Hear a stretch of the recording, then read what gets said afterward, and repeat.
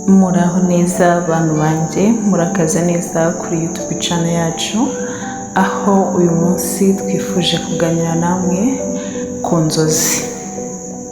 Twifuje kuganira namwe ku nzozi zivuga ngo ese wari warota ukwirukankana?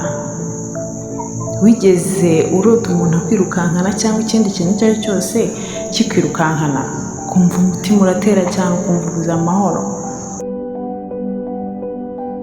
ukagerageza kwihisha ariko ukabona ntaho guhungira ufite? Niba warigeze kubirota, uyu munsi reka tubiganireho.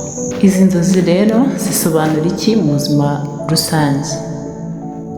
Inzozi zo kurota hari umuntu kwirukankana ntizivuga ko hari umuntu uri kugushaka mu buzima bwawe busanzwe, oya, ahubwo akenshi ziba zivuga ikibazo uri guhunga mu mutima wawe.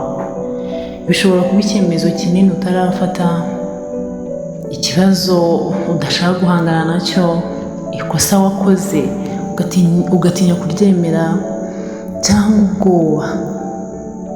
ubwoba buri mu mutima wawe. Umutima wawe rero iyo unaniwe kubikubwira ku manywa, bikuzaho mu nzozi za nijoro. Gusa nanone uburyo wirukankanwamo nicyo kiguha ubusobanuro.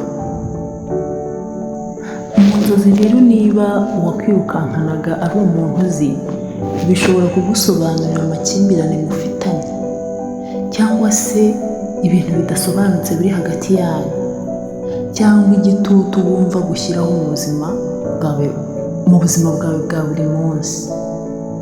Noneho rero niba uwagukurikiraga ari umuntu utazi cyangwa se ikintu gitinyitse, ibi biba bisobanura ubwoba, stress, guhangayika, cyangwa se ejo hazaza utizeye. Ariko nanone niba wiruka amaguru akanga kuva ahari, ibi byerekana kumva udafite imbaraga, kumva uri wenyine, cyangwa kumva ikibazo urimo kiri kuruta ubushobozi bwawe. Nanone rero reka nkubwire icyo izo nzozi zivuga ku marangamutima yawe. Izi nzozi zirotwa cyane n'abantu benshi, ariko abo bantu ni abantu batekereza cyane, abantu bahora bagerageza kuba bakomeye imbere y'abandi, ariko uwo mutima wabo bafite intimba ihishe. Iyo uhunga mu nzozi rero, akenshi uba uhunga mu buzima bwawe, uba uri guhunga ubuzima bwawe, uhunga kuvuga ukuri, uhunga kubabarira, uhunga gufata icyemezo kigoye.